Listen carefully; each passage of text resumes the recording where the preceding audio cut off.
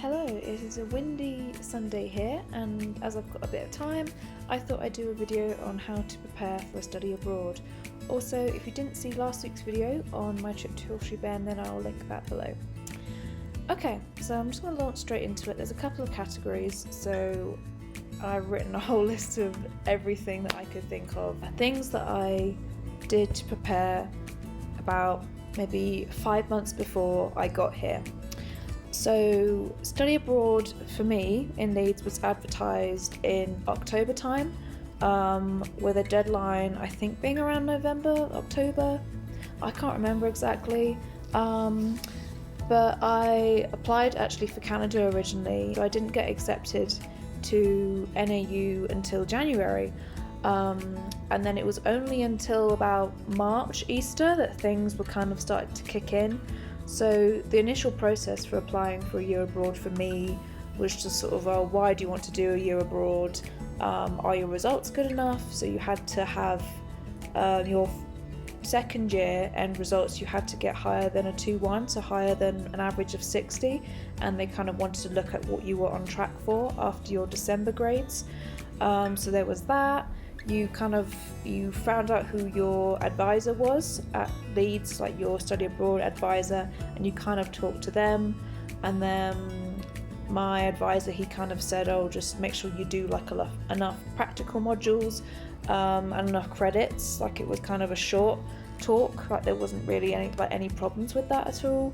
And there were lots of talks with the study abroad office about like traveling and how to manage things. So these are just a few things that are inclusive of that, and things that I found really helpful in preparing for my time here.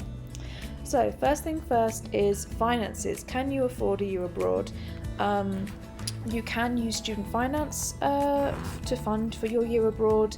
It's obviously the best thing to do is to compare prices. So for me, it was comparing how expensive Flagstaff was going to be in comparison to Leeds, and it's roughly about the same, but also you've got to take into consideration that it's going to vary among places, and like America, you have taxes onto everything, whereas in the UK you don't. So you kind of have to be realistic. Obviously, when you're looking at places, look at places that you'd love to study abroad, like things that you're passionate about, obviously, but also be realistic at the same time. Like if you're going to choose to go somewhere opposite end of the world that's really too expensive, that you can't upkeep, then there's no point. Even if you say to yourself, oh yeah, I'll get a job, I'll be working full time like all day, you've just got to be realistic with yourself about like how much money you want to spend, bearing in mind money goes towards flights, accommodation, if you've got a meal plan or not, if you're going to be meal plan, just general things all cost something. So be realistic with where you want to go, be open-minded too, because NAU wasn't my first choice and I didn't know about it until January, and I'm very happy that I'm here. So finances, just do as much research as you can. The study abroad office in Leeds, they gave us like a little calculator that had a graph of like how much everything costs, like even like basic foods. They gave us a list of how compared to a list of everything and how much it costs to like take like how much bread was here, for example. It's just things like that. I'm catered, so I paid for a meal plan. I've paid for this semester so far, and that's been great because I would rather pay for a meal plan rather than buy a load of kitchen supplies that I'm just going to have to leave here. I can't bring it back with me, there's no point, and I can't also bring my kitchen supplies from home because of baggage restrictions. So think about that as well. If you can purchase a meal plan on campus, like if you're living on campus and you can purchase one, think about it. Here they've got lots of different ones, so I've got 10 meals a week.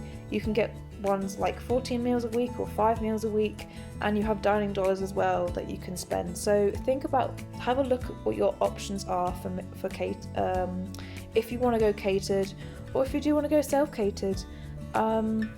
A great thing to do if you also want to go self-catered is when you're is to try, if you know who your roommates are before you come here, try and work out who's going to bring who, especially if your roommate isn't an international student, because they're more likely going to be able to bring more stuff with them, or they have stuff here already that they can just shift, and that's going to be easy, and then you can just share. You don't have to go out and buy new stuff for the whole year, which is great. Next thing is the researching the location. So when I looked at NAU and Flagstaff online, I looked at photos of the campus. I looked at like what the climate was like all year round. So it said that it tends to snow in November, so I brought my snow boots. I bought hiking boots as well because I wanted to do some hiking and traveling here. How hot does it get still in September? How hot does it get in the summer? And obviously you've got to bring a variety of clothes anyway, but it also, depending on how long you're here, if you're here for just a semester or if you're here for just a year, you kind of need to plan a variety of clothes. So I'm lucky enough that I am going back home for Christmas for a month, but for people who are here for a year, then you might just want to sort of pack some staple items that are very basic that you can just pair with other things, and then any extra things that you can just buy out here, because most places are quite cheap. In America there's loads of thrift stores and secondhand shops that cater for like international students and stuff. Obviously you don't want to buy so much that you can't bring it back, because then that would be such a shame. Obviously you can maybe ship things back, but that's still really expensive. Next thing I want to talk about is time difference. So obviously depending on where you go, you're either going to be hours ahead or hours behind. And this also relates to what you're going to do with your phone. Are you going to get a new phone when you're out there? Are you going to buy a SIM when you're out there? I bought a SIM before I left the UK, and that SIM lasted me a month, so I could make international texts and calls, so I could call my family, especially like with the journey and stuff, and that was fine. And then I just got a new SIM when I was here, got a new number, and that's been fine, and I can just top that up monthly. So think about whether you're going to get a new phone or just buy a SIM. The easiest thing is to buy a new SIM that you could either keep or change your number for the year or the semester. But yeah, think about how you're going to talk to people. Are you going to use like paid text people, or just use social media, or FaceTime? Like FaceTime is the easiest thing. Obviously it's free and you can use it on data or Wi-Fi, but obviously you want to plan or have a gist of when you'll call people, because obviously for me, when it's 9 AM here, I still have to calculate it, it's 5 PM at home, so I tend to ring my family when it's my morning and it's their late afternoon around dinner time.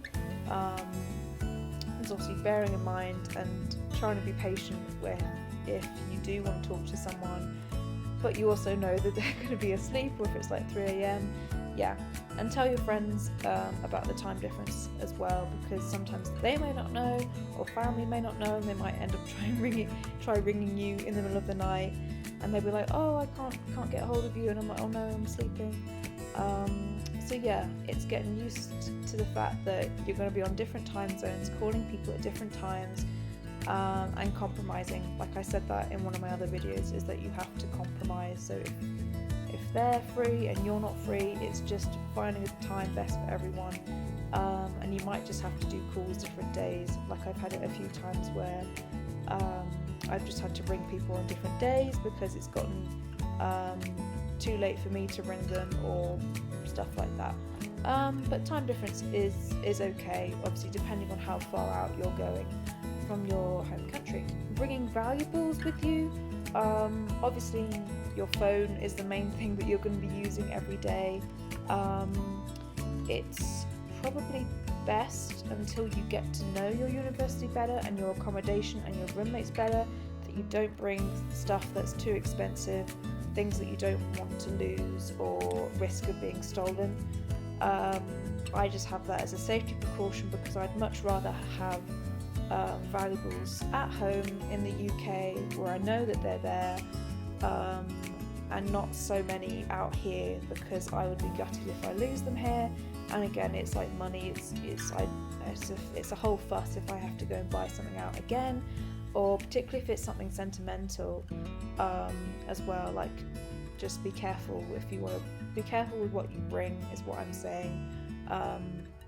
And obviously, until you know a feel of your accommodation and your roommates, then you're fine. I think at just sort of a first glance, don't bring everything that is valuable to you first time. Next thing, banking.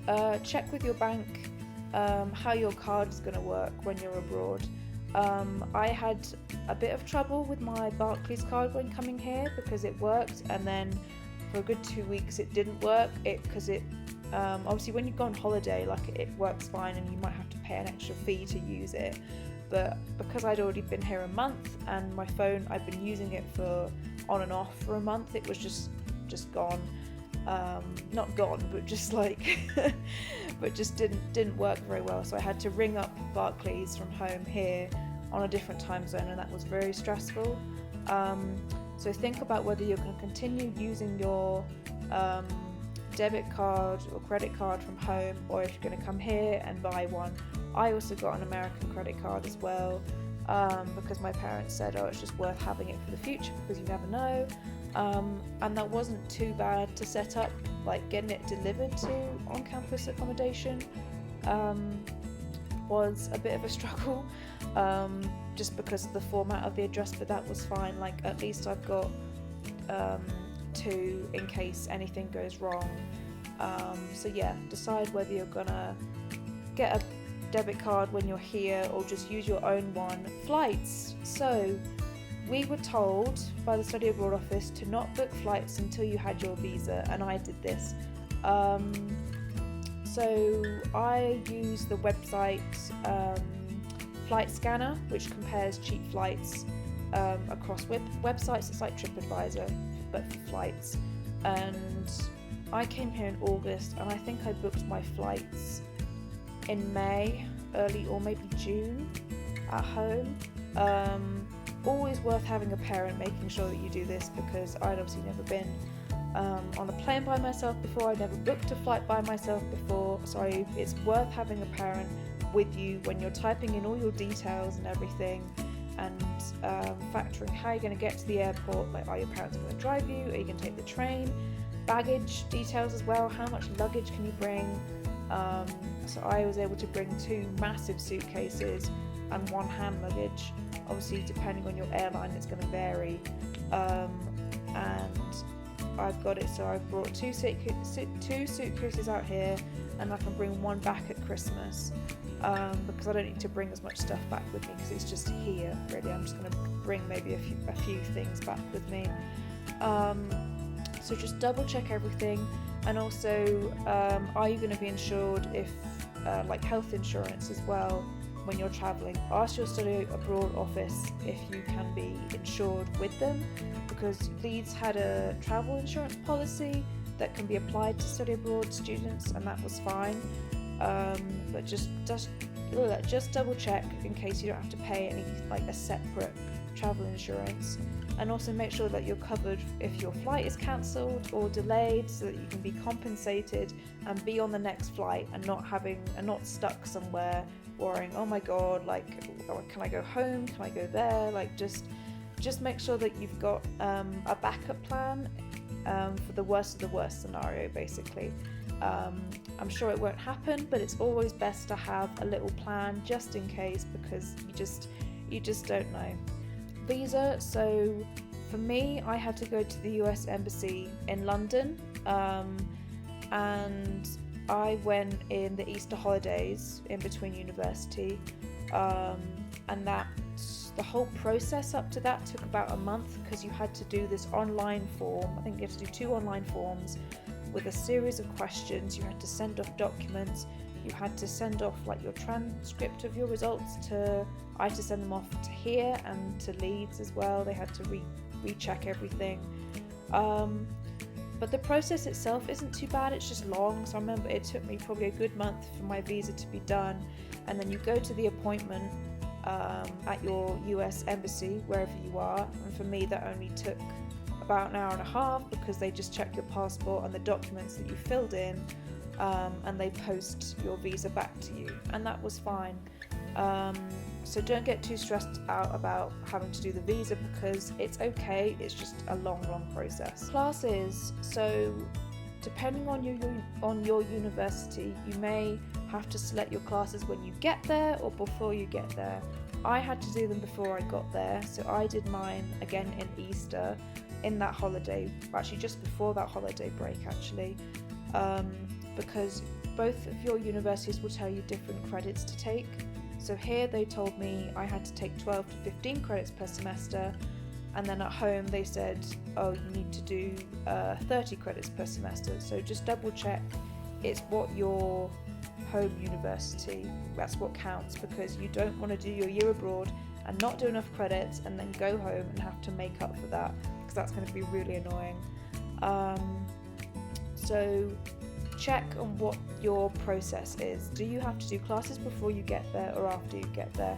Usually each university will let you know at different times. This can be frustrating because NAU, they contacted me around February, whereas I know my friend who's in Canada, they didn't contact her until like June, like a few months before she had to go there. So be patient with how your university works and when they tend to send things out. Research your classes as much as you can and be realistic. Like here, earliest the classes start are 8 a.m s, and I chose my 8 a.m s knowing that I was going to commit to them. And usually the first lessons that you go to here, the teachers are like, look, if you can't turn up to these 8 a.m s, then please drop this class and do something else, because otherwise it's a waste of their time, it's a waste of your time, and you're just missing out on credit.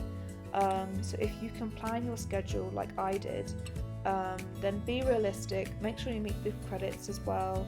Try and do a 50-50 split, because you're not going to be then overwhelmed if you've got more credits in one semester than the other, or underwhelmed if you've got too little, worrying that, oh, I've got so much to do next semester. So plan it accordingly, because you might be quite flexible with it. Like I have Fridays off and that works with my credits, but for other places it might not be. So just see what everything's like and read up the class descriptions. Also look up if you need to pay lots for textbooks and supplies. I had to pay quite a lot for art supplies here for my classes, and it was a bit disappointing that they only told us a week before classes start that we had to get the supplies.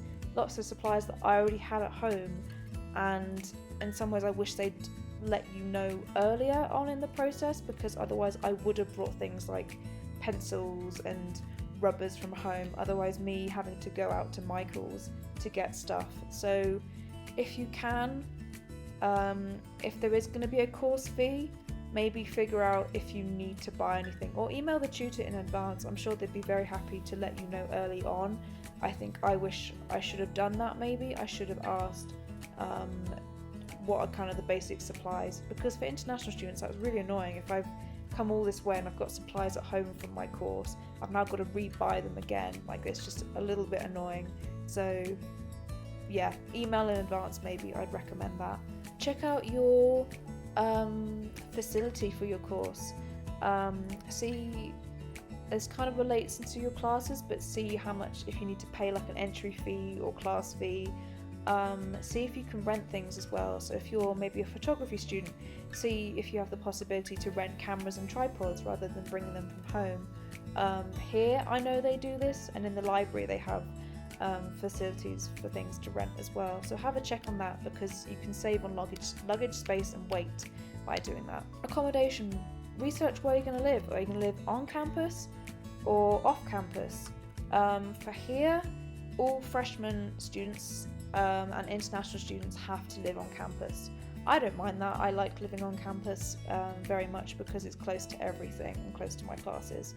Obviously depending on where you go, you might have to live off campus, and then it's like, well, who are you going to live with? Are you going to have to find people online who are in the same situation as you? Are you going to have to find people to live with, or does the university pair up people? Here we had like a website called the accommodation portal, and you could request people to live with, or you could just wait until the deadline and then they matched you. I waited until the deadline because I didn't know anyone, and I didn't know anyone. You had to put people's usernames in, and I didn't know obviously anyone. Yeah. See what your accommodation's like. Again, look at pictures. If you once you get matched up, so I got matched up in like, would have been Easter time again, so maybe May, April time. If you can speak to your future roommates, then do. Just say hi, just be like, oh, I'm living with you next year. Get to know them a bit, because then that's really nice for when you come here. It's not as awkward. You kind of get that basic chat out the way. And like what I said earlier, if you can speak to them, talk about what supplies you're going to bring, or things like kitchen things, like what you're going to share and things. I didn't have to worry about that too much because I am catered, so I didn't need to buy I didn't have to buy a lot of kitchen stuff. I just bought some basic things for when I have breakfast here, but that's nothing really. And just things like, are we gonna do a rota of who gets toilet paper every week, who gets washing up liquid? If you can talk about those basic things, then that's perfect, and then you're kind of even more settled when you get there. Medical facilities. So earlier I said, look about your health insurance. Are you going to be insured when you're here? And it's also great to check out the on-campus medical facility. So we have a medical practice here in the gym that you can go to, and then the pharmacy you have to now go to Target because they've closed the on-campus pharmacy. So that's great that they emailed about that, because I wouldn't have known. It's not like LEEDS where you have to register so much. I mean, again, with the whole application process for study abroad, here they require that you get certain vaccinations before you come here. That's another thing to consider with finances, is that how much money are you going to have to pay for vaccinations before you even get here. I had to have 3 vaccinations, and that's about 2 doses each, so that was six vaccinations in total. And in LEEDS I got a student discount for the very first one, but all the others, they all add up, so again, kind of factor that in, and also get them done before you get here, because in Europe the healthcare is so much cheaper compared to the US. So take into consideration, is it going to be cheaper to get it done here or to get it done at home? Most likely it's probably going to be cheaper to get it done at home. But yeah, have a look at the medical facility online, see how easy it is to get appointments, or if there's an emergency, what numbers do you ring, know what number to call when there is an emergency. So for here it's obviously 911, that's very important as well. LEEDS, they gave us like a little card of important emergency contacts, and here they gave us a little keychain with all important contacts on, which was really, really great and accessible. Look at the website for your host university, so see if there's maybe a virtual tour of campus if you can't visit your campus before you get here. I did a little bit of that, so I remember looking virtually around the merchandise store and then going there now. It's like, oh my god, I saw that earlier. So try and look as many photos and videos as you can. Look on YouTube as well to see if there's any people who have gone to that same university as you, and then hopefully there'll be videos about their experience. Talk to people at the study abroad office, like your advisors. They'll give you more guidance on how to prepare. Talk to people who have gone to that same university that you're planning to go to as well. This is really important. We had one guy who had been there from LEEDS, and he didn't like it that much, and there was 10 people of us wanting to go. He was the only person we could talk to, and he didn't have a good time, but he still managed to do the year. But don't let that faze you. Don't let someone who said, oh, I had a terrible time in my year abroad, I don't recommend it. Don't let that faze you, because people are different. He had a bit of a different experience where he didn't go to many of his classes. He didn't seek the support that he could have got, so he just about passed the year. But another thing is to look at your support services. Like, is there counselling? Is it free? Is there like sort of de-stressing activities or things to do? Like, see what that is about. But don't be put off when someone says, oh, I don't recommend a year abroad, because everyone's different. Everyone's got different experiences. And for some people, a year abroad just isn't for you. You might get there, you might like it initially, and then a few months down the line, you might be, no, I want to go home, and that's fine. As long as you've tried it and you've said you've tried it, that's fine. But just have an open mind. He's the only person out of I've probably spoken to about 10 people who've done year abroads, and he's the only 1 out of 10 that has said that he didn't mind it, but he didn't have a good time. But that wasn't really anyone's fault. There were lots of factors there that played into account of why he didn't have a good time. So just have an open mind and talk to as many people. Go to as many presentations by the Study Abroad office as you can. They really helped me. Like, I even talked to a girl who went to Japan for her year, and I was really curious about that. Just in general, because even if they're going to a different country as you, it's still really nice to hear about their experience. And just in general, there's going to be a lot of similar things that they recommend, and saving money for your year abroad is a good thing as well. Those are the main things that I feel like is best to prepare you. Try and prepare as earliest as you can in advance, because you don't want to be trying to sort this out a month before you go away, because that's going to be too stressful. And you also want to make the time of your summer holiday as well after university before you go on your year abroad. Depending on where you're going, like if you're going to Australia, their term starts in July, so you finish university and you go straight out there. But try and get things done as early as possible, and also before your university closes, because otherwise your study abroad office hours are going to be very limited, and they might take weeks to get back to you when you need to talk to them about something urgent.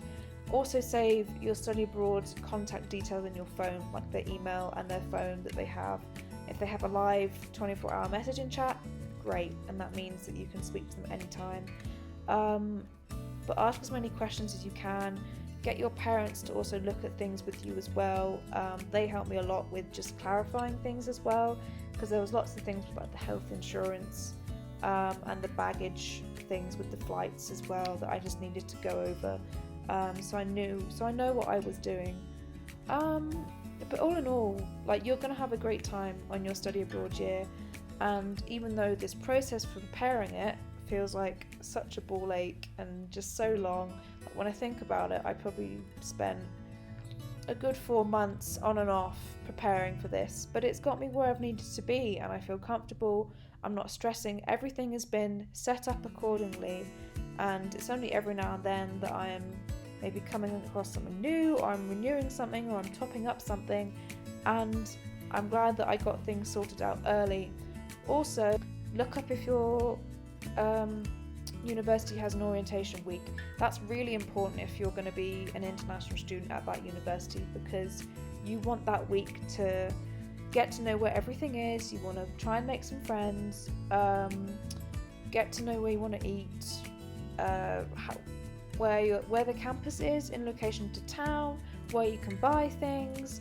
I'm glad I had that week to sort myself out, and to unpack and to get over the time difference as well. Like, it took me a good 5 days to get over the 8-hour behind time difference. So go a bit before classes start, because you don't want to be arriving literally the day before classes start and then having to worry about all these things whilst being jet lagged. It's not great. You're better off getting there a few days in advance, sorting things out, getting relaxed, getting settled, and getting comfortable before you start your year or your semester, depending on how long you're there. Either way, you're going to have a really, really great time. Anyway, so that was my video on how to prepare for a study abroad. If you have any questions, just put them in the comments section below. Subscribe as always. Yes, I will be doing a video on what to pack for a study abroad, because that was very interesting to pack for. So I didn't actually pack until maybe 3 weeks before, I think. Packing again, try and leave yourself as much time to pack. You don't want to be packing literally the day before you go and then forgetting things. Writing lists as well. Writing lists of what you have to do is great. My study abroad office, they gave us a whole checklist of a booklet of things about what to expect and what to prepare for, and this was great. Hopefully your university does the same. I really hope it does. If not, then just sort of rewatch this video and make a list of everything that I've said. Anyway, I will anyway, I will do another video maybe next week.